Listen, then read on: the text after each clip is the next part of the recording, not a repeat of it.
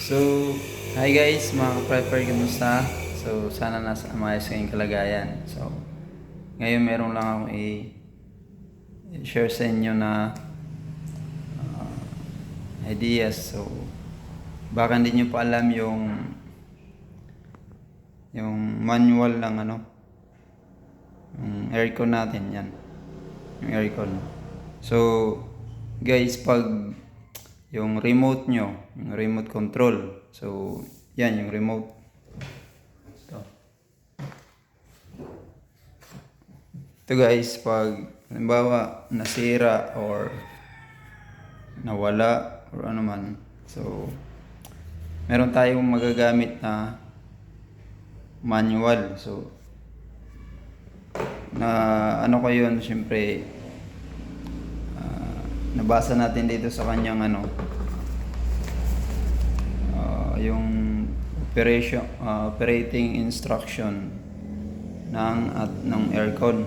So, yung air conditioner natin. So, andito yung niya. May pala siya guys, manual kung paano natin i-on at i-off yung ating aircon unit. So, pag ito nawala or nasira, so meron tayong second option natin yan.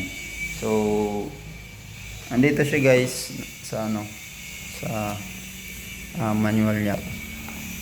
So, mas maganda talaga guys pag mayroon tayong gamit, tinitingnan din natin yung kanyang yung manual niya kung paano natin gamitin o kung may mga troubleshoot natin. So, yan. Dito yung niya, yung cleaning instruction. Excuse me. Yan guys, cleaning instruction meron siya. So, troubleshooting. So, yan guys, ito. Excuse me. So, the remote control is missing or a malfunction has occurred. So, yan guys. Yan auto off and on. So, yan may instructions siya. Raise the front panel. So, press the button once to use in an auto mode. Press hold the button until you hear one beep. Then release to use it force cool mode. Press the button again to turn off. So, saan natin yan guys makikita? So, front panel daw. So, dito sa front panel niya guys. So, nakikita natin dito. Front panel niya. Panasonic inverter. So, iangat natin to guys.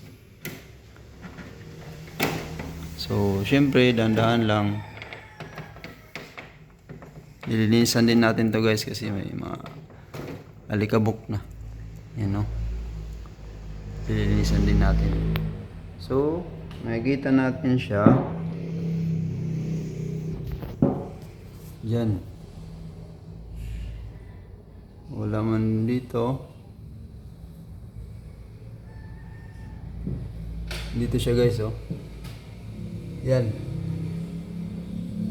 Yan guys auto off on. So, meron siya dito parang lang. Maliit na button.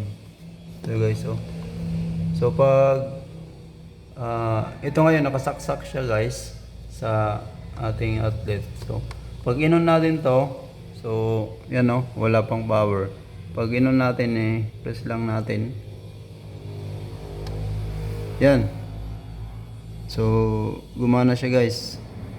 Yan So, pag in-off naman natin siya, press lang din natin. Yan. So, yan yung manual na guys, yung kapag wala yung ano natin, yung remote, so nasira or hindi na gumana. So yan, gagamitin natin yan. So mas maganda rin guys, ano tayo, kumbaga